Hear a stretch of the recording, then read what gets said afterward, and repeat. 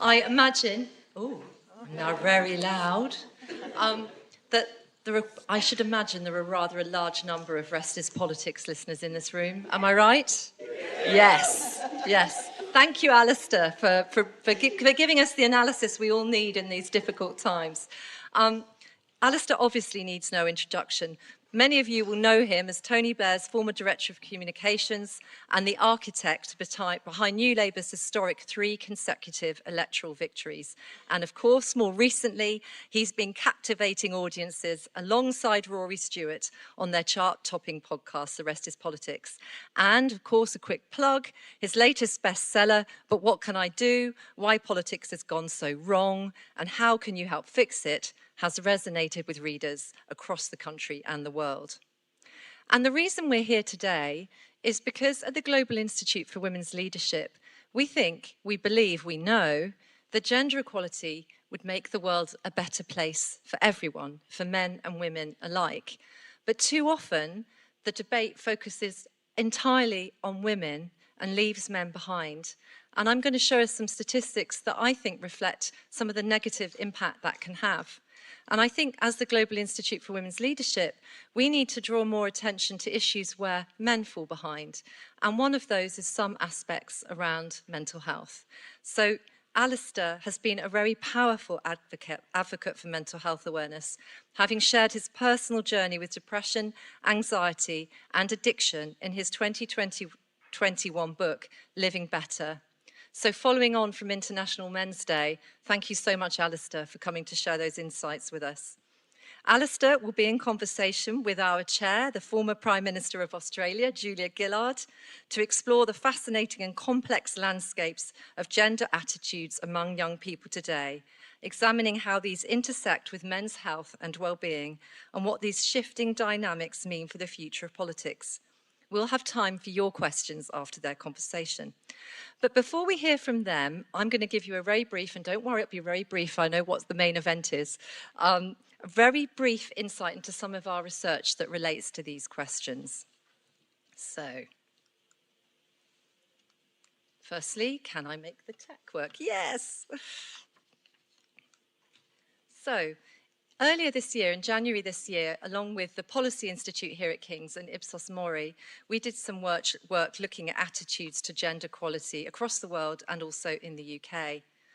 And what we found is that contrary to some of the public press that's been received on this issue, there isn't a straightforward new polarisation in political attitudes happening between men and women, particularly young men and women.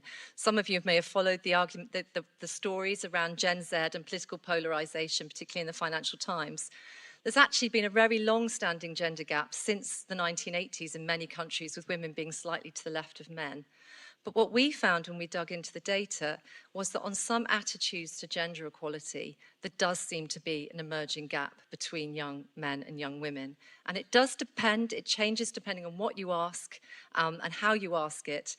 But, for example, the term toxic masculinity, 47% of women in the UK aged 16 to 29 think the term toxic masculinity is a helpful one. Compared with 29% of young men, whereas 39% of young men find it unhelpful, compared to 19% of young women. And what I conclude from this is, when feminists like myself talk about toxic masculinity, we don't mean any of the men in this room. We mean a performance of gender that is toxic. There are certain world leaders that one might think of if you just scan your mind that might personify toxic masculinity. But my concern is that when young men hear that term, they think we're talking about them. And I think that's extremely unhelpful. And we need to find a language of gender equality that includes men.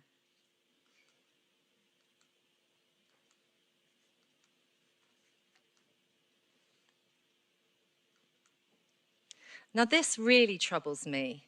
The question of what the world is going to be like for men and women in 20 years' time.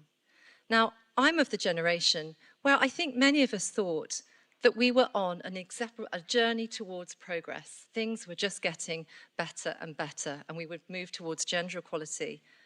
But what we see is that there's a large gap amongst the youngest generation when it comes to future expectations for gender equality. We see that of men under 30, about 30% think it would be harder to be a man than a woman in 20 years' time, whereas 48% of young women think it would be harder to be a woman than a man. And we have to question, well, what is driving this? One of my concerns is that in higher education in the UK, we've now moved to a point when 58% of students in higher education are women.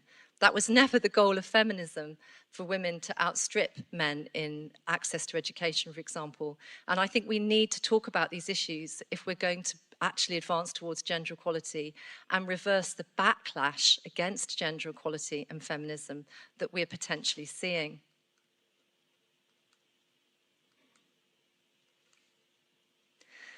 And while we're talking about toxic masculinity and backlash against gender equality, what better example than Andrew Tate?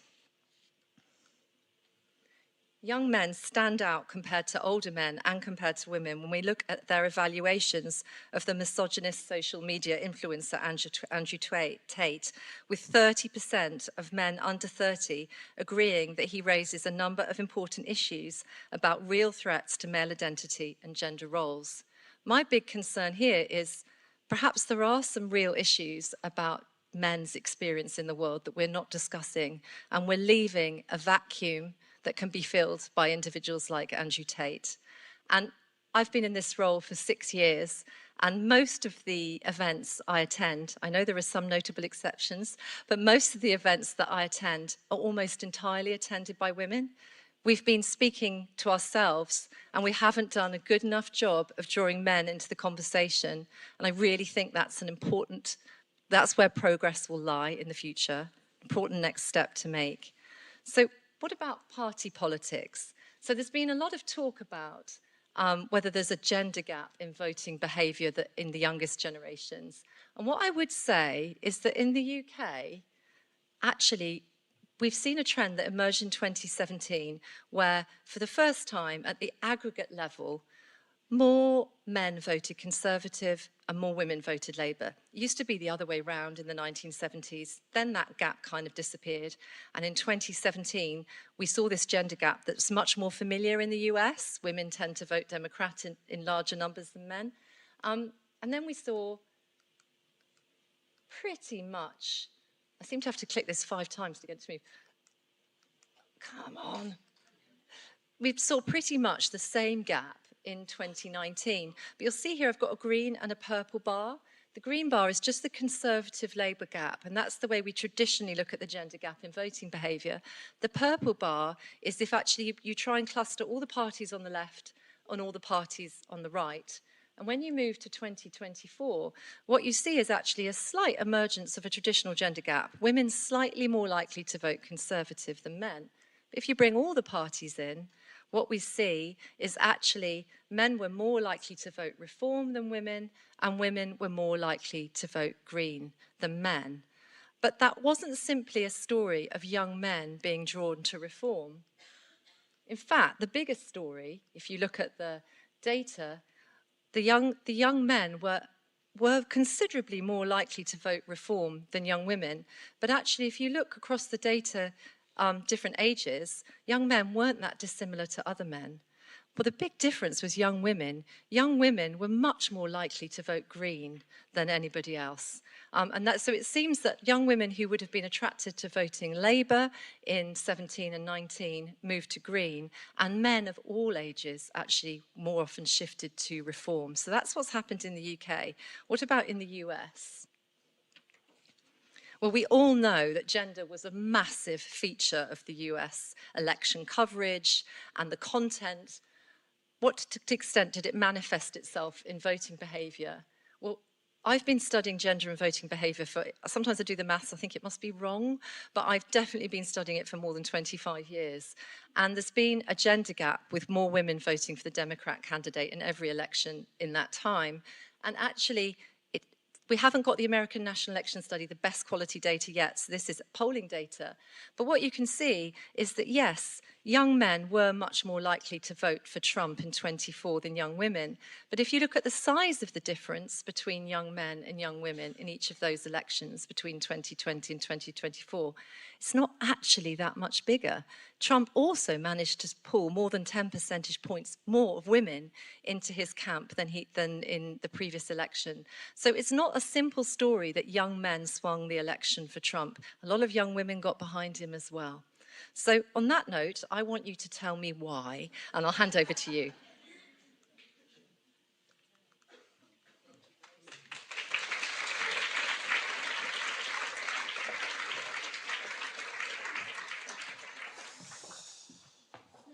Hey-ho.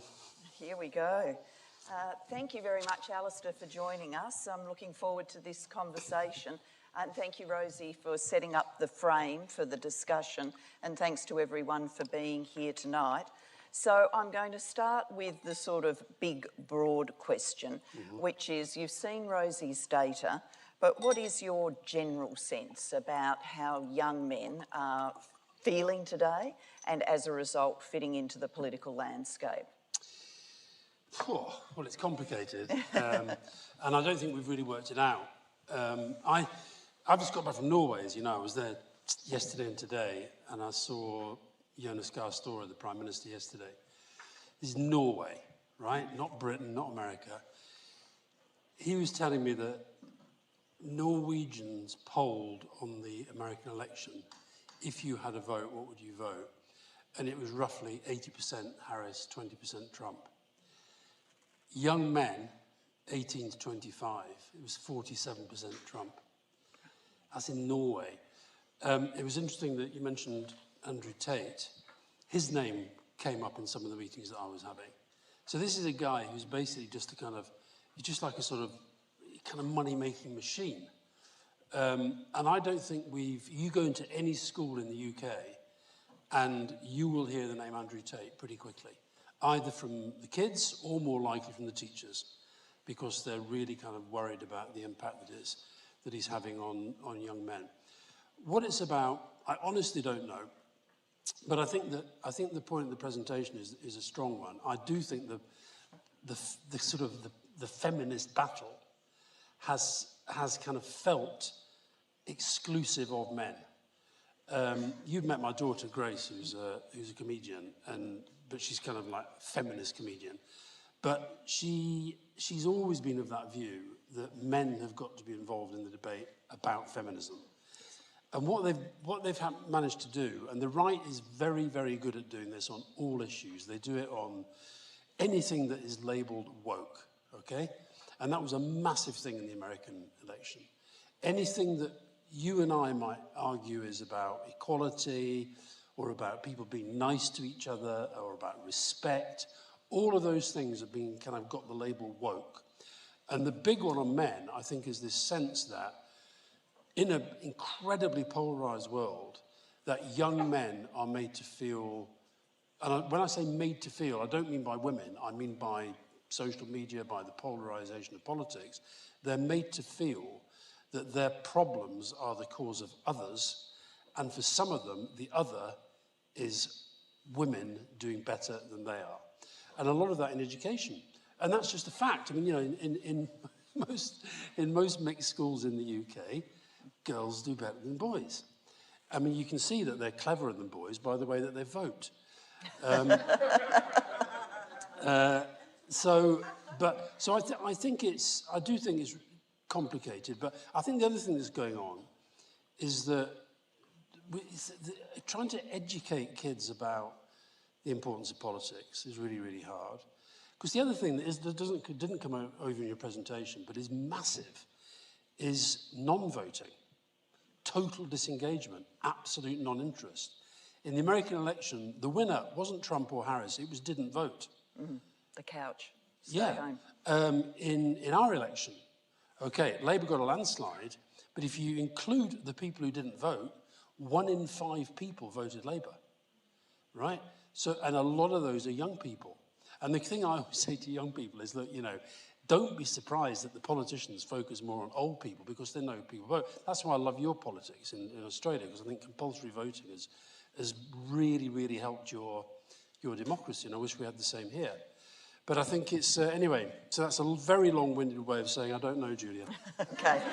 All right. Well, we'll not know together, but let's try and dig into some factors. I wanted to dig into some individual factors and then perhaps come back to some reflections on the US election and how those factors might play out. Now, I am going to use UK data, but a lot of the things that I'm talking about, if you look at the global data set, they're being replicated around the world, and they're being replicated particularly in the US. So these are factors that matter there too. And across the developed world, and here in the UK as well, we're seeing an increasing portion of young men, so 20 to 24-year-olds, who aren't in education. They're not looking for a job. They're just in Nowheresville, not in education, not looking for a job. And we're at the stage that for the first time ever, there are more young men in this category than young women. It used to be a category dominated by young women, and the traditional explanation is those young women were probably performing caring roles. So they may have been very young mothers, or they may have been the older sister who is mobilised on a family care project, which might include the care of older relatives, whereas it's far less likely that this adrift cohort of young men is doing that. And we're not talking about small numbers here in the UK. The group that's neither in education nor looking for work is 10% of young men, and 80% of them are reporting long-term health problems. So there's that adrift group. And then the FT also tells us that 2022 was the first time the average young woman in the UK had a higher income than her male counterpart. And that's in large part due to the fact that more women go to university now and have a degree. But it's also that the comparative rewards for non-graduate men have deteriorated. So it used to be that if you were a man without a degree, your earnings were 57% more than non-graduate women. That was true in 1991. Now your earnings are 10% less. So even in the non-graduate category, men are doing worse than women. So it seems to me that perhaps we've under-analysed, under-thought about those economic pressures on young men, and that might be feeding into this kind of backlash that we're seeing in politics. You know, the sense that their world is one that lacks opportunity, or even if they get an opportunity, they're not doing as well as their female counterparts. Do you think that's in play? Yeah, I also think that if you were to say what you've just said to most of them, they wouldn't believe that. Because, and I go back to this point about how this whole debate is weaponised. They think, and they're constantly being told, that actually women, you know, the debate is founded on the idea that when we talk about inequality in the workforce, it's all about women being paid less. Okay? Yes, which is true generally. Generally is true. So with these guys, I'll tell you the other thing that I think is going on is that they, you know, when I say they, you know, I hate sort of the generalisation attached to this, but the ones that I get this when I go into schools, is that they lack confidence about themselves and their own position vis-a-vis their own community. I think, you know, like when I was growing up, I think you sort of did feel that young men were a lot more confident than they are today. Young women were probably a lot less confident than they are today. Again, generalising, read both. Now, I would argue that young women becoming more confident has been a really good thing for all of us. But young men becoming less confident, and then that expressing itself in ways that allow the phrase, I thought you were being quite generous saying that toxic masculinity is just about Donald Trump.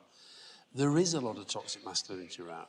There is a lot of sort of what I would define as people taking it out on women, the fact that they have got problems in their lives.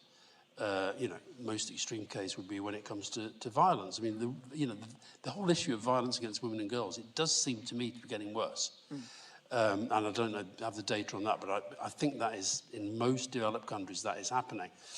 And I think the other thing that's happening is that there's a sort of sense of, traditional workforce, traditional kind of industries going, traditional marriage patterns and family patterns going, traditional faith patterns going.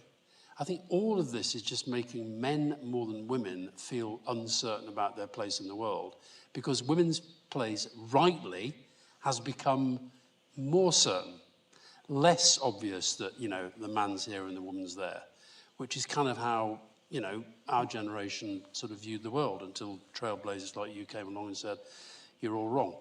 Well, it's kind of you. I also wonder, we haven't got any data on this. I mean, we'd obviously love to be able to, access some funding to dig into this more.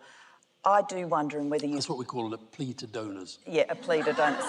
Well done. I do wonder whether when you go around schools you pick up any of this. When we're talking about young men in these statistics now, young men who are, 18, 20, 24 today, they are the first generation of young men who have gone through school when there have been lots of active programs for girls. Yep. When I went to school, and we're round about the same age, when I went to school, there was no let's have a girls in science club or anything like that. I mean, it was all the reverse. I did physics in my final year of high school. I was the only girl in the class. It was very normal for girls to be outnumbered in science. So there were no young women's leadership programs, young girls, are you interested in politics? Here's a program for you, girls in science, technology, engineering, maths. But these things have become increasingly routine in schools, and they've been funded and advocated for by the feminist movement to try and correct educational imbalances. But I wonder now if there's a generation of young men that's emerged into adulthood whose experience is when they were in school, the girls were getting all of this stuff and they weren't, and they're a bit shitty about it, to put it bluntly. Do you pick that up at all in your intersection in schools? No, I don't really. I mean, I find, this is what I find so weird about this, when there's something happening between school and adulthood, I think. I think when you go into, look, most of the schools I go into, well, there's a sort of contradiction going here. The first thing to say is generally, and I suppose the people who are going to come along and listen to me speaking at school might be kind of more politically minded, might be more citizenship minded, whatever, what have you. But I find that I always get quite optimistic going to schools when I see the way that mixed schools, I see that boys and girls interact. When you go and then sit down with girls on their own, you get a very different picture. I'll give you an example. I was in a school the other day, and we were talking about, in fact, the thing happening in Australia about banning social media, okay? So I'd just come back from Australia. I met Peter Malinauskas, who's behind this campaign. And so I said to these girls, what do you think about the idea of sort of banning social media for your age group? Oh, my God, no, can't do that, can't possibly do that. And then one girl spoke up, and she said, I would actually like to see it banned. I said, why is that? She said, because every day I get sent things that I don't want to see. Every day I'm seeing things that I know that I shouldn't. And she sort of burst a dam. So, and what came out was stuff that I just never went on in our day because we didn't have social media. But I mean, even whatever the then equivalent was, I don't think was going on. I'm talking about the whole kind of dick pic thing and all that sort of stuff, and, abuse and bullying and all that, and a lot of it very, very sexualized. So I maybe get a sort of rather romantic picture. But I don't get that sense from the boys that I speak to in school, any more than it would have been in our generation. But I think that something happens between school and adulthood, where I think those that are going into further and higher education are, I think, more just sort of used to the idea that there are going to be loads of women around, they are doing well, and it's just kind of fine, right? Whereas I think those that aren't going into education, there's something else going on. And I think that's where there's and I don't know whether the data showed that, but I think it's a bit of a class thing going on. Yeah. And so if I go into a school in an affluent area, I see a slightly different sense to a school where it's kind of really tough and really challenged. That discussion that you had with the young girls about social media, I do wonder if that's helping us put our finger on an additional trend, which is, there is no doubt now, and the evidence does show this, that, kids are accessing violent pornography at very early ages. There are estimates about the percentage of 10-year-olds that routinely see violent pornography that would just make your head spin. And so whether routine access to, and it's not just sexualised images, but really, violent, disrespectful, degrading, sexualised images of women, whether that undercurrent that is there in young people's lives does then feed into this attitude formation of disrespect, at least for a group, and we don't have the data to tell us, but a group that might feel otherwise disenfranchised, that they're not getting on in the world, they want someone to blame, and there is this, backdrop that this is how you treat women and women are lesser. Yeah, 100%. The whole kind of incel movement, what's that founded on? It's founded on the idea that, men are entitled to have the relationships with women that they find attractive. I think that again, these girls talked about some of the stuff that boys sent them. A lot of it was pornography. And they kind of didn't know what to do about it. But it's, I'm trying to remember if anything like that happened in our childhood. I guess the nearest you get would be some guy flashing or something. I don't know. But it seems to me it's become routine. So I think this, and then I think the other thing that's happened is because young men, if you think about when people got married, when they had kids, the sense was, well, the young guy goes out, he gets a job, and then he gets married, and they have young kids, and that's sort of formation of the family. And I think the fact that it's getting older and older and older, women are able to choose if and when to have children. More and more women. Funny enough, I was talking about my daughter Grace. Her current show, which is it's a tough watch for a dad, but anyway, the current one is broadly centred around the story of an abortion. But she goes on about this thing about the body count. Okay, so Andrew Tate. She has this great line, if salmonella was in human form, it looks like Andrew Tate. Quite like. But so he has this whole thing about the value, body count and value. So a young man, this is part of his messaging, a young man who has lots of sexual partners, female sexual partners, that increases his value as a man. A woman, the more sexual partners she has, that decreases her value as a woman. And that is one of the attitudes that, if you think about it, that probably was an attitude. Yes. Back in kind of, Henry VIII's time. Or even in our childhood, that probably was an attitude. Like, men were supposed to be very, very sexually active and women weren't. Well, so the maths of which doesn't stack up. Yeah. So the maths of the low value, high value doesn't stack up. Because eventually you kind of run out of high value women who've never had a sexual partner.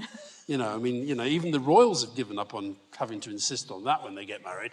So in an epic modernisation manoeuvre. Absolutely, yeah. Almost on a par with paying tax.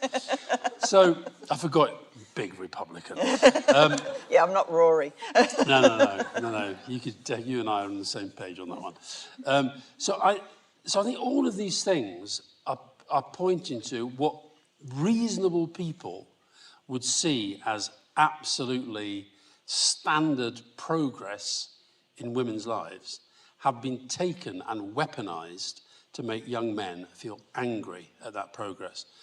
And I'm not entirely sure what we do about it. And then if you put together, just to take what's going on now, Trump. I mean, here in the UK, it's very interesting how Farage, who's not to be underestimated as a politician, he's constantly pushing this Andrew Tate stuff. In fact, that phrase that was in the presentation, he uses all the time. Andrew Tate raises legitimate concerns that young men have about their life. Well, what are those concerns? Deep down, what are those concerns? You'd never articulate it. What he's doing is playing to that young men thing that is, you know, that is, I mean, the Democrats should have got better. They thought they were going to get more young women to vote, who didn't.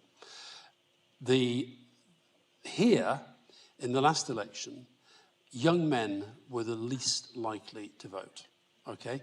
Now, politics has got the job of trying to get those people to understand that politics has something to do with them.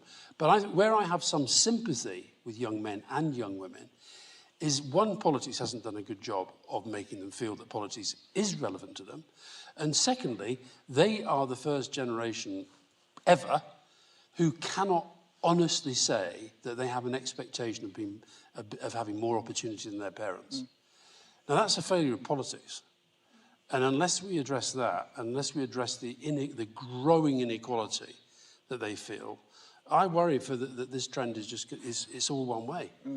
And, you know, let's not kid ourselves that, you know, the reason why it's so important that the Labour government succeeds, in my view, is we shouldn't kid ourselves that we're so special that we're not going to go down the same route as some of these other countries. Absolutely. I'm going to come to gender in the American election in just one moment, but just to test one further theory about attitudes of young men, which I've been thinking about. Once again, we'd love to be able to test evidence, but you know, young men. Two appeals. Two appeals.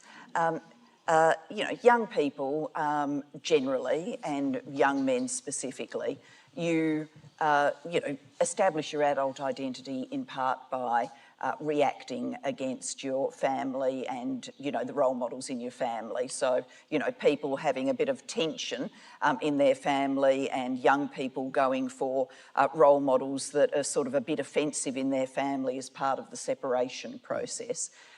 You know, in my day, if you truly wanted to shock your family, you'd go and get a tattoo. That's sort of passed us by now. That's not at all shocking to anybody. It's sort of shocking if you don't have one. I think neck tattoos still has a bit of shock element. A little bit of shock in the neck tattoo. And the teardrop as well. And it's got to hurt as well. Or, you know, you'd join the bikies or something like that. I do wonder, because this generation of young men that are, you know, 18, 19, 20 now, quite likely to have had mothers who were working women, not stay-at-home mothers, because that has changed across the generation. Women who were striving to have more equal marriages than perhaps marriages have historically been.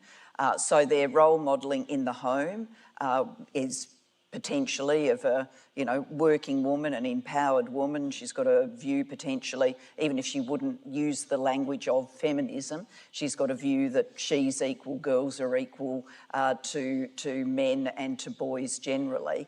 And that maybe part of this, you know, that we're seeing, these attitudes from young men, is an acting out to, you know, distance yourself from that role modelling. Now, that's a kind of sad thing if it's true. But it's also a more optimistic version, because normally that acting out then, you know, normalises across lifetimes. And so if that is right, then you would see some of these attitudes to gender equality in young men, but not being attitudes that they take for their whole life. Do you think that's credible at all? Have you thought of that? Yeah. So I think the thing about rebellion is really interesting. When he said that, I did think of my daughter again, because like, so she has a childhood utterly defined by politics, becomes a comedian whose first show was called Why I'm Never Going into Politics.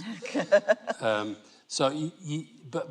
think this sense of men not knowing what they're meant to be, what they're meant to be like, and the different expectations of them from the different circles in their lives. Parents will have one sense of what their young boys should be like. Their friendship circle will have a completely different view. Their professional circle in whatever or educational circle will have a completely different view. I think when we were growing up, it was all the same. But I think now people are kind of having different sense of themselves according. I've seen this with my own kids. I see them being different in different settings.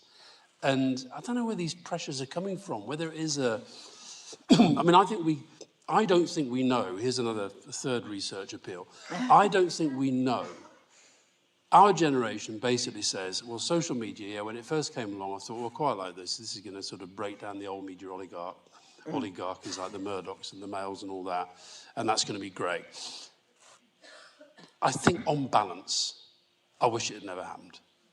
I think on balance, it's been a disaster on so many levels. I agree with that, but I am very unlikely to pen a book entitled Pining for Rupert. Very unlikely to do that. And nor would I write the forward for it. In fact, these interviews you keep getting asked to do for people's obituaries. Yes. Right, so that the Queen... I haven't been asked for yours yet. Okay, good. Well, you probably won't be, but I constantly get asked to do Tony Blair, probably get yours quite soon. Anyway, I always say no, right? But I did make an exception for Murdoch the other day. I did. And they said at the end, they said, we're asking everybody we interview, final question, Murdoch, force for good or force for bad? And I was very clear, force for bad. But you look at, I think you could already make the case that just in the last few months, Musk's influence on the debate in, politics generally, on the state of the media, on the role of lying in politics, way worse than Murdoch. Now, and he's another one who is constantly pumping out stuff to young men. This week, retweeting repeatedly Tommy Robinson's video, the one that he's in jail for, thereby saying being a hard right thug is okay. It's an issue of freedom of speech if a judge in a court decides that somebody is actually breaking the law or breaking a restraining order and saying what they're saying. To Elon Musk, with his massive platform and now his access to Trump, that is all fine. So I think this is a kind of landscape, it's an architecture that the right have been building for a very long time. And I'm afraid I think that our side of politics is just not as good at doing this, partly because, we don't like doing the same sort of stuff. I mean, I don't mind a bit. But, mostly the left don't like doing this stuff. There's certainly, I find that the extent to which, I've honestly, genuinely been shocked that America has re-elected somebody. And what happened this week with that guy, Jack Smith, dropping all the cases, it's basically saying the whole system is founded on there, nobody's above the law. Well, I'm sorry, you've just elected a guy who now is above the law, right? Lying. Now, we got rid of John. Our system spat Johnson out, okay? And I know he thinks he can come back. I don't think he can. I could be wrong. I think he's done. But the fact is, the people who... Brexit's another one. No accountability for what Brexit has done to the country. No accountability for the lies that have been told. So if you're a young person who cares about that stuff, you're looking at politics, well, why should I get involved? So I think that politics has got to... I think we've got to understand in politics, we're kidding ourselves if we think that the politics as it is and as we do it is going to win, is going to get these kids back. The change has got to be massive. So let's come, Elon Musk, let's come directly to the US election and the weaving of gender and appeals to young men into that. I was here at King's College on UK election night and then went home and watched it. US election night, what I did was because of the time change, I went to bed, got up at 4 a.m. and put you and Rory and the team on to watch what was happening with the US election. I'd have to say, Alastair, by 7 a.m. I was kind of wishing I'd stayed asleep. Not that the coverage wasn't good, but the news wasn't good. No. Thank you for doing the coverage. And you looked sad and shocked, I think is the right way of summarising it. I think Rory looked sad, shocked and poorer because I think he'd made a big bet on Harris winning. The funny thing about that as well, he'd never put a bet on before in his life. Honestly, and he didn't know how to do it. He didn't. My son, who, I've got a daughter who's a comedian, I've got one son who's a professional gambler. So he was having to explain to Rory how you actually put a large bet on. Right. Yeah, he was poorer. He was poorer. And you were reacting to it all. You know, you've obviously had some time to reflect since. I mean, the role of gender in the campaign. You know, I mean, obviously, absolute top note, conservative man versus a progressive woman, and there's the intersectionality of gender and race around the woman, Kamala Harris. Reproductive rights are on the ballot in many states. People have got propositions to vote for on reproductive rights, and it's on the ballot more generally in the sense of... And by the way, on that, really interesting, in some of the states where that was on the ballot, those states voted for more liberal abortion laws, but voted against Harris. Yes. So what's going on there? Yeah. And then, you know, the campaign, you know, Trump, Joe Rogan, you know, lots of appeals to young men, Elon Musk, you know, his sort of tech bro kind of role modelling to young men. You know, Kamala Harris, obviously, wasn't, as they would say, playing the gender card. She wasn't, you know, using a slogan like "I'm with her" in the way that Hillary did. But, you know, visibly it would have been electing the first woman into the US. How did you see the interplay of gender? And when you clearly thought she was going to win, you must have thought that the gender politics was going to come home for her. Why do you think it didn't? They definitely thought that was working for them. They thought the abortion issue was going to be huge. They thought that she, being a woman, was going to get more women, young women in particular, out. I think it didn't because they didn't actually have a message for the sort of people that we've been talking about, men and women. And that's kind of a bit of hindsight because I went to the DNC and it felt kind of amazing. It felt the Democrat convention. Yeah. Yep. So like when, you know, Joe stepped down and she stepped up and it kind of felt good. But I'll tell you, you know the thing I felt, the slogan, and I don't know whether it was planned. I got a feeling it wasn't planned, you know. We're not going back. Okay? I think that happened. It just happened. She was doing her thing and the crowd started saying, we're not going back. And then she got into it. And that almost became like the defining message. And the trouble with not going back, first of all, any slogan that's got the word "not" in it is a bit of a problem for me. But secondly, it means that they were defining the whole election as being about Trump, as opposed to being about them. And the second thing is, the third thing, is that one of the things that I think we're talking about here, there are people who want to go back. They want to go back to this sort of nostalgia for a world that probably never existed, but they also, these young men that we're talking about, they do want to go back to a place where if you want to whistle at a woman in the street, you should.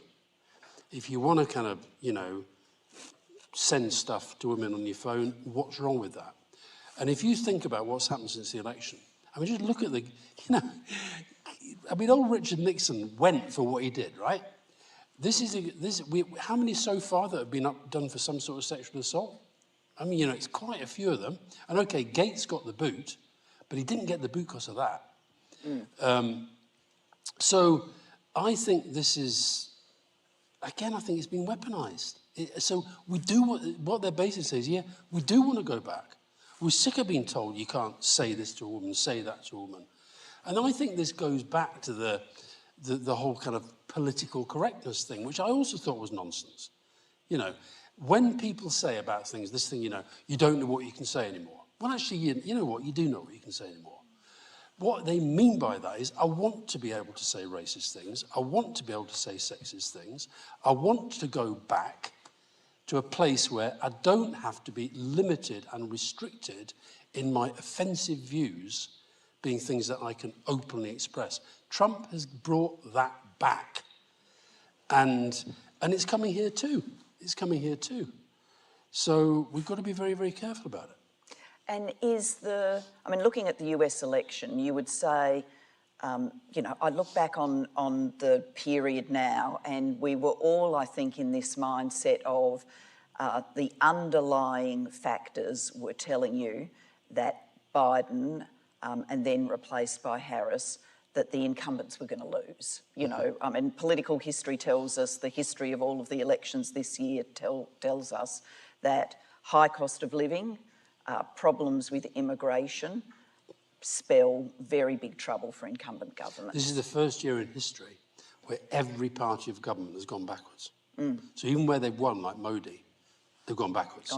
So in every single democracy where there's been an election this year, the incumbent has gone backwards.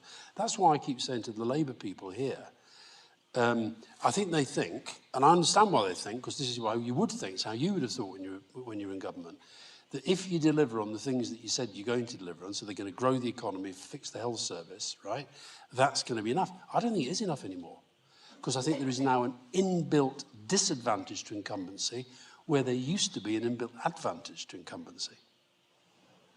And so you think that's going to be an ongoing phenomenon? It's not just this choppy age of post-COVID economics, cost of living, people sort of off a bit of a short fuse because we've all been through a traumatic experience, high immigration levels, regularised and asylum seeking. You don't think it's that factors, you think it's a structural shift? I think it's a shift that's going to be very, very hard to push back against. And I don't think our side of politics has even begun to work it out.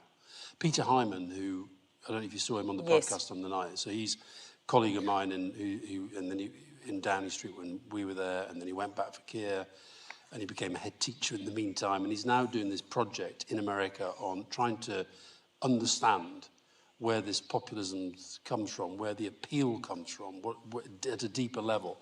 And it was interesting talking to him because he was saying that, we haven't even begun to understand this stuff. When you talk to people who, they're deep into conspiracy theory, they're deep into cult. It's a weird thing that I don't honestly think we've got our heads around yet. But if we don't, progressives in particular are in real trouble. And what would be the top 3 things you think we need to do? I mean, you don't have to have the answers because I don't think we've collectively got the answers, but for progressive movements around the world, we've canvassed these issues around young men and more broadly disaffection with politics. So we need to rebuild trust, rebuild a sense of collectivity, rebuild a sense that together we can create a better future, because I think all of that is missing at the moment. What would be the top 3 things you'd recommend? Well, I think the first one would be long term. I honestly think we've got a real crisis in political education. Right. In the advanced democracies. If you don't do, in this country, unless you do A-level, you learn nothing about politics in our schools. Nothing. So where are you going to get your stuff from? You're going to get your stuff from your parents. Fine, maybe. You're going to get but most kids today are getting any interaction from politics through TikTok, okay? I bumped into Nigel Farage recently. In fact, I spoke to him the day after the election. And of course, he was very happy, and he was doing that awful thing of not gloating. I really wanted him to Did you bump into him in a public place? No. No, because I was going to say people would have been staring, walking down the street, going, "Oh my God, is that?" I am on Question Time with him next week. I'm quite looking forward to that. I'm loving the fact that he says we should be having another general election, because I remember him being very upset at the idea that we should have a second referendum on the mess he created. Anyway, but he was saying to me, he says, well, the trouble is you're right, you just don't understand the way the world's changed. He said, you're still bleating on about, Instagram. I said, it's all about TikTok. I've got almost 1 million followers already. And he has.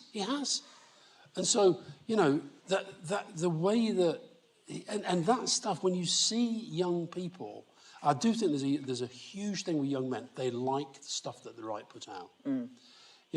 They like some of the messaging Andrew Tate does. They like Farage's TikTok channel. They like Donald Trump being rude. You know, now, I'm not saying we should do that, okay? But I think that if political education long term, I've got to say, I would go down the Australian route. I wish Labour would get on with this lowering the voting age. We should lower the voting age. We should have political education in schools, including in primary schools, and we should have compulsory voting, right? So they're the kind of longer term stuff. I think in the short term, we've got to do a better job. The progressives have got to do a much, much better job of understanding that more than ever today, in the modern age, political narrative is what, in the end, connects people. The storytelling of what your politics is about. I mean, love him or hate him, and I'm very much in the latter camp, when you watched some of that Trump stuff, the way he communicated, in his own way, I'm afraid to say, he's a fucking genius. You know, he tells stories that are utterly captivating. They may be full of lies, and I'm not saying we go down that road, but we have to find ways of getting people to be interested in what we're saying. You know, one of the things I go when I go into schools, and I ask them about which politicians they know. Okay.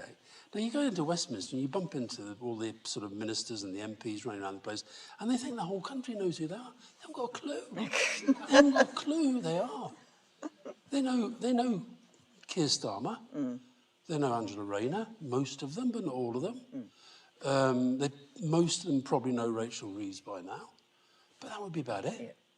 Now, the one thing you've got to hand to these populists is this ability to come out through the TV screen, come out through your phone. They come at you the whole time, and they make you feel that they're speaking to you. And what we've never managed to do is to persuade our side, persuade people that we ought to be able to get, that these are a bunch of charlatans. It's just incredible. You just think about it.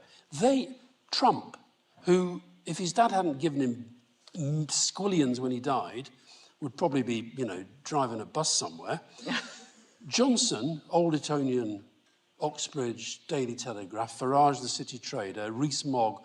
How have these people become the people speaking for the people against elitists? We're the elite.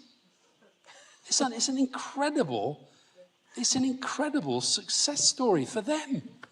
And we've never, ever, ever found the way to counter it. I don't think we've countered it, actually, since your time. You know, Tony, Clinton, you, Schroeder, and he's gone bad.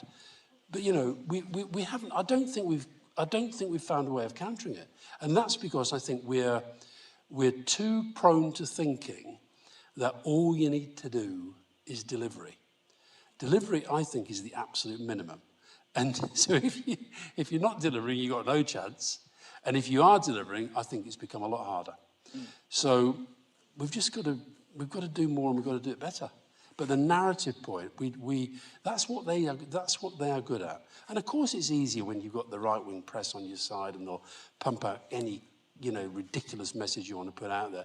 Look at this thing this week, this petition. Yes. You follow this story? I mean, a bigger non-story, it's hard to think of. And yet, I landed on the plane this afternoon, get my phone, look in there, one of the top stories, you know, Parliament to debate petition calling for new election, right? Utterly driven by Musk, Farage, bots. Apparently 130 people in 137 countries have signed this petition, right? calling for a UK election. To have a UK general election a few months after we had one, which delivered a massive victory for Labour. I mean, it's utterly nuts. But we haven't found the narrative that defeats that. So when I watched the telly, saw Keir being interviewed on the television. He was asked about it, and he did that thing which reasonable, sane people do, is he sort of dealt with it. But you've got to do more than that. You've got to expose what's going on. People have got to understand just how this stuff happens, and you've got to be careful, because you don't want to spend your whole time kind of trying to educate people and media literacy and all that. But it is having such an impact and changing politics and elections so fast. So I actually would like to see the Labour government be much, much more aggressive in educating the public about what's going on. I think at some point leaders are going to have to take on Musk and this whole social media stuff, because what he's trying to do is to take on anybody who thinks that there actually ought to be some kind of regulation. You've seen this in Australia.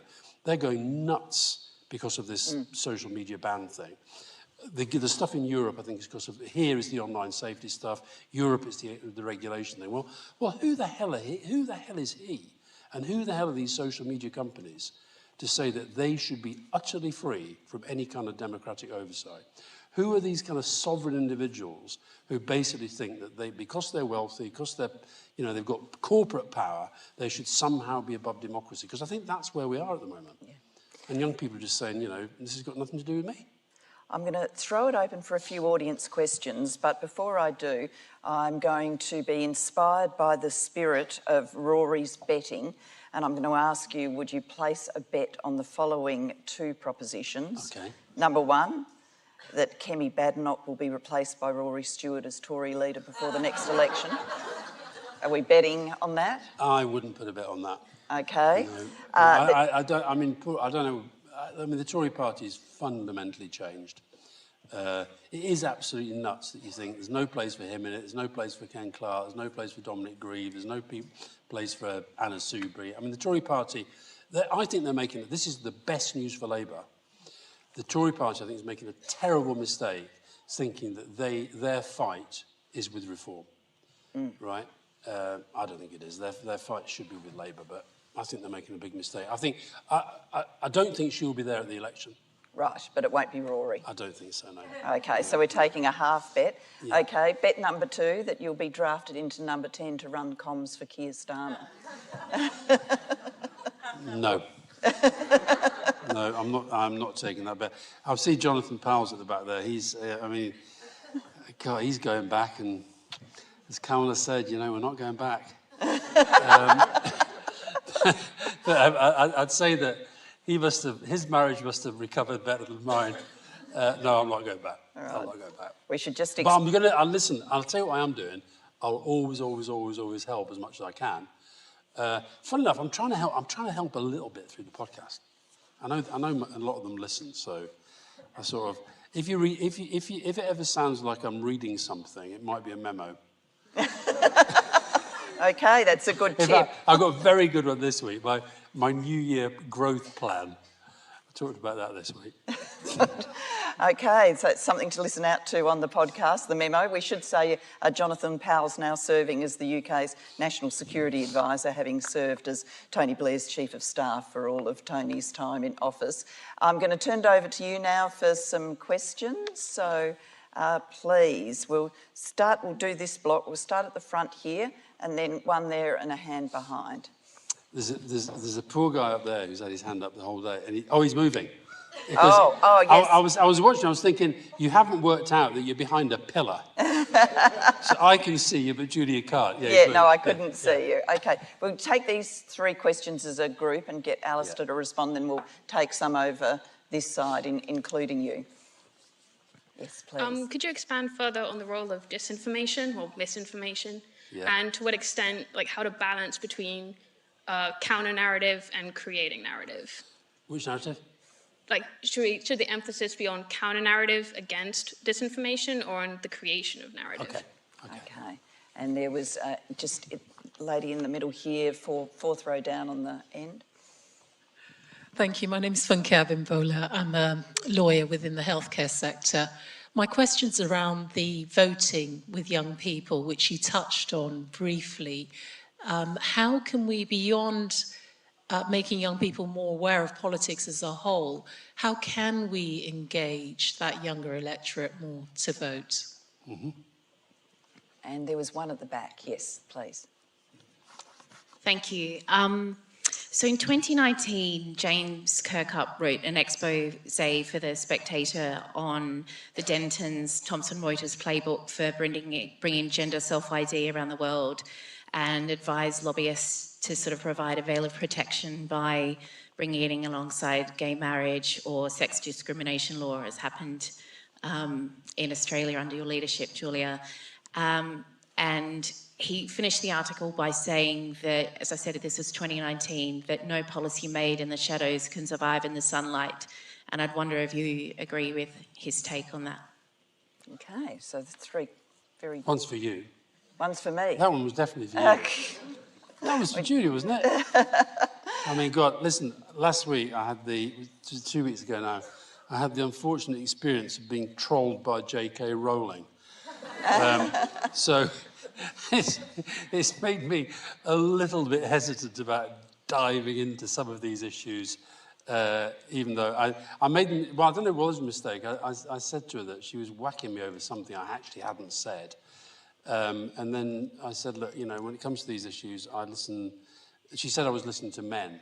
I'd had my views developed by men. I says, on these issues, I listened to the two most important women in my life, Fiona and Grace. And J.K. Rowling found some tweet that Grace had done about 7 years ago, sort of having a go at her. But anyway, when J.K. Rowling comes after you on social media, it's an avalanche. Okay. So that one was definitely for you, Julia.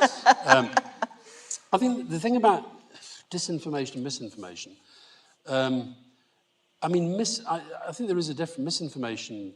It's like if I were to say to you, so like earlier when I said 47% of young Norwegians said they'd voted for Trump. Let's say, actually, I'd misremembered that from this morning. It was 42%, okay?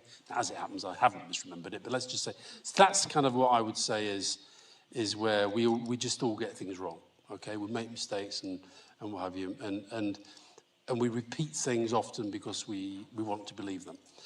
I think what we're dealing with at the moment is something that is sort of industrialized form of lying, and I don't think we've worked out how to deal with it. So there's a brilliant book written a few years ago now by a guy called Peter Pomerantsev called Nothing is True and Anything is Possible, How Putin Remade Modern Russia. And I actually think the first mover on this was Berlusconi, who understood that, so we talked a little bit about Murdoch. Berlusconi was the one who understood that actually, yeah, you can get a lot of power as a media owner, but you can get even more power if you're a media owner and you're the politician, right? That's why Musk is kind of, I think, much more dangerous now. And Berlusconi, you know, turning politics into a form of entertainment and showbiz and the facts don't matter, etc. Putin, though, has taken it to a completely different level, where actually it's making you doubt the very evidence of your eyes. It really does go back to Orwell and 1984. And I think what's happened is that the democratic leaders, the strongman autocratic democratic leaders, like Trump, like Erdogan, like Modi, they've learnt from it. And the tragedy of Trump's re-election is that the big lesson out of that is that you really can get away with it. Now, I think that means this I think is should be part of our narrative on the progressive side of politics, is you call this out as a genuine existential threat to democratic politics. Now, I know in the campaign, we were talking earlier about when the last few days of the American campaign, all this thing about, is Trump a fascist, isn't Trump a fascist?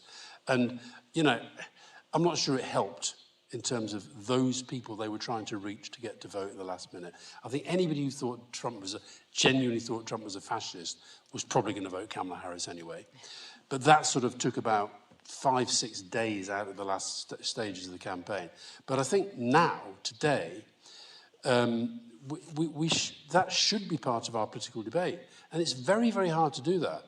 So like you saw when Trump got elected, when he won the election, you saw in the responses that virtually every leader around the world was putting out, it was like, well, oh God, he's won, but we're just going to have to behave like this is normal. I think that's a problem. The only one I've seen who really, it was interesting, didn't put out anything and has maybe paid a price in this first tariff stuff, but I think see what she said today is Claudia Sheinbaum in Mexico. She's called it out. Now, I think we need more of that. But you know, I'm looking at Jonathan now, who's probably sitting there thinking, yeah, but you've been there, you know what it's like. You've got to get on with these people, and there are economic consequences, there are political consequences, but it doesn't have to be the leader who does this stuff. There should be strategizing around the fact of how do we restore democratic trust, democratic values, really generate that sense of young people's voice genuinely being listened to. And I don't think we do it without calling out the dangers of what we're seeing. And I think if you attach that to a strategy related to things I was talking about earlier, political education in schools, really giving young people a voice. Really, I don't mean the patronising stuff that they get most of the time. Really giving them a voice. Then I think you could turn this around reasonably quickly. But you know, we're fighting an uphill battle. Relates really to your question. I think trusting them. I think trusting them and treating them with a bit of respect. I was at an event the other day. I don't know if you know the organisation My Life, My Say. And they had this event the other day, Next Generation. It was like 300-400 quid, you know, really young people, really bright people. I mean, they kind of get it. They know this is all wrong. But are we really listening to them? You know, I would say, if all these new MPs have just arrived, okay, hundreds of them, right? If I was the top of the Labour Party now, I'd be saying to them, right, I want you out every single week between now and the next election, in schools, in colleges, in youth groups, in communities. I want you generating a sense of we are going to get young people properly engaged in our politics. They should be doing it because, you know, if not, the whole thing's going to die. So I think the minimum is the stuff that I talked about earlier, but more important than that is actually for our politicians to do a way better job. And I go to so many of these events and I talk to so many of these kids, and you know, they say when the MP turns up and they do a talk and they tell them about, you know, how Parliament works, and you know, most of the kids are sitting there thinking, well, every time I've watched it, I just think it's really, really stupid and crap, and I don't want it to be like that. I want it to change. So are we serious about listening to them? You'd be amazed how many. It's my nephew who's just become an MP. He got elected this time around, and I remember when I wrote the book that you mentioned, But What Can I Do? And I sent it to him sent the draft to him. He was then a council leader, but he's very young. He was a council leader very young. And he said, God, you've got a romantic view of the Labour Party. I thought, what do you mean? He said, this is a book that's written by somebody who's never actually gone and had to chair Labour Party meetings where you'd persuade young people to come along. And he said, I could introduce you to hundreds of young people who've been to one Labour Party meeting. Because they go to that Labour Party meeting and they think, God, this is weird. You know, so we've got to change the way we do politics to adapt to the lives that people lead. I mentioned one tactical thing in relation to the TikTok thing, right? I'm sorry, you've got to do that. You've got to go to where they are. Now, you may go to where they are to persuade them not to be there, right? But you've then got to persuade them of the place that they should be in. And I actually do think Keir Starmer was well placed for this because of his style. I actually think, you know, I think the world, not just Britain, the world is crying out for politicians who come along and say, it doesn't have to be shit. We can do this a lot better, but it means us all being a bit more serious about the world. I'm going to take you seriously, but you take me seriously. You know, that's the kind of change in the dynamic. And stop patronising them. Okay, if we see Keir... And your third question? Well, I'm going to take two questions over here. Hold on. No, I'm going to answer that, and then I'm going to take two questions over here. We're over time, and so then we'll finish. But your question, I think you concluded by saying policies need to be held up to the sunlight. I think that was your expression, and I think everything we're saying whatever area the policy is in, is about that, is about making sure that policies are held up to the sunlight and do get fully debated. So we did promise the man at the back here. I'm going to take one more question, and then we've got a forest of hands, and I'm sorry, we are going to have to call it a night then. So the question at the back, and then I will take this woman here at the front, and then we will call it a night. So thank you. Hi, thank you so much. Hello? Hi, thank you so much. My name is James McCann. I work at the Wellcome Trust with Julia sometimes. I've just spent a week... Does that mean there are only some days you're working, or... I have because quite a that's something the board attitude. needs to know, if you're only working some days. Not... Fridays are only like some days. Oh, right. I spent a week delivering events for International Men's Day last week, which Julia participated in. It was extremely difficult to engage men, even though I spent hours and hours chasing all of the men around the organisation. So my question to you, literally many hours not working, chasing men. Alastair, how do you engage men in this conversation? How do you engage men in general on gender equity? What would you say to the men in this room about this issue, how to motivate them to go out and speak to the boys and young men in their lives? What do we need to do on an individual, personal level to get this done? That's a great question. Yeah, but look, we've all got mothers. Most of us, a lot of us have got sisters. A lot of us have got daughters. It's like, just look at the people in your own life. Why do you want to do them down? Why don't you want to celebrate the fact that they're having, generation by generation, better lives? And why should that be at the expense of you having better lives? So I think we have to win it on those terms. I think there is I got asked to do loads and loads and loads of stuff for International Men's Day. Now, first of all, there's a something day every bloody day, and I think sometimes you've got to be really careful about overdoing the day thing. But for me, the biggest thing that I try to focus on, we haven't really talked about the mental health agenda, but I think there is something else going on that we really haven't fully understood. I really first got to know Julia when she was running a thing called Beyond Blue, which is an amazing mental health organisation in Australia. And we've not yet, to my mind, got to anywhere near understanding why so many young men kill themselves. Does it relate to this discussion? I just don't know. Is it social media stuff? I don't think it is.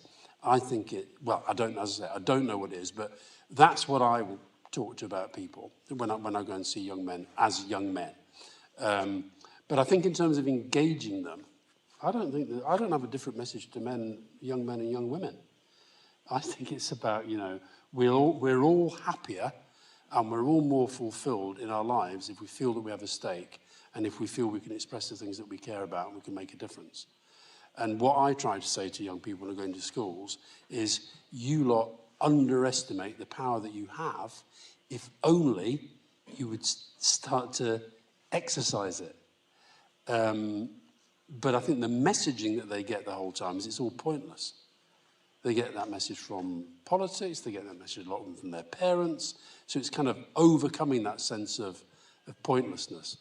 I'll tell you what, I met in Oslo, this thing I was doing in Oslo yesterday, I met an incredible young woman, Navalny's daughter. God, she was unbelievable. 23, and it just blew me away. Now, she's coming from some pretty impressive campaigning genetic stock, but even so, I thought, so, and when I was talking to her, she's got a 17-year-old brother. Don't know him, never met him, but I remember thinking, when I was talking to her, I wasn't even thinking that she was a young woman. I just thought, this is a really, really impressive young human being. So I think that's how we've got to treat people. Okay, so with respect. One last question down the front. I think they're coming for us to arrest us because we've gone so far over time. Sorry. Yes. Well, this is a question for you, Julia. Excellent. I was actually going to ask the question that was just asked, so I've got one for you. I'm really interested in your view of what hope you have around gender equality for women. We remain 5 generations away from gender equality globally for women. And given you've experienced very personally some of the real misogyny that exists in politics, we've heard about young people, the sexualization that they experience on social media, the divide between young people and the genders. What hope do you have that we're going to solve this in our lifetime and we're going to have an equal world where girls are able to enter politics without facing some of the barriers that you've faced? That's a great question, and I'm happy to answer it. I'm short-term very, very concerned, medium to longer term very optimistic, and I'm short-term concerned because of the way power is distributed in our world, and obviously the results of the US election are incredibly meaningful for the whole planet, but it's not the only country in the world where we're seeing, that kind of politics come to the fore. The identity of the politicians changes, but often the messaging is around about the same. So I'm very concerned about this moment in global history, what it means for peace and security, what it means for economic issues, what it means for the fight around climate change, and also what it means for gender equality. But I think this hyper-partisan, polarised age is actually the painful, prelude to a lot of fundamental change. I think we're beyond the era of tinkering now, and all of this is telling us that we need to get a grip on some very big picture changes. And I don't think we've imagined them all yet, but I do think dramatically changing democratic structures, so still having functioning democracies, but I absolutely agree with Alastair. And I mean, I used to bloody love Question Time and the, biff and aggression of Question Time. I used to thrive on it. So it's sort of, in some part of my soul, it kind of hurts me to say, but it's true. People are over it now, and they're asking us to reimagine Parliament, reimagine citizen engagement, reimagine how to empower them, to how to truly listen to them, reimagine how to push power down to lower and lower levels of decision-making structures. So I think, in the economy, people are asking us to reimagine taxation, the role of the state, the role of the welfare state to really create pathways to opportunity. And it goes on. And I think in the international system, the architecture we've had post-World War II, everybody knows that it's at the end of its sort of life, that we're running on the fumes of that era of profound reform, and we need to imagine and then implement a new era of reform. So I do genuinely think we're in this painful, messy bit, which often comes before very big waves of change. And I'm optimistic about our capacity as human beings to be creative enough and resilient enough to ultimately create that new wave of change. So we just got to stick the mission through. Having said that, I didn't feel quite like that when I was watching Alastair at 4 a.m. when the US election results were coming in, and I was sitting there with my cup of coffee and I was seriously asking myself the question, when is it too early to drink whiskey? And I did decide 4 a.m. was way too early, but I'd have to say, watching more of the results come in by 7 a.m, I was sorely tempted. Yeah. But thank you, Alastair, for joining us tonight. Pleasure. And thank you for everything you're doing to agree disagreeably. To disagree agreeably and to show a different form of politics in the world. So thank you for joining us. Thank you. Thank you. Thank you very much. Our work here is... Can we get a picture? Yes, we can. Oh, here we go.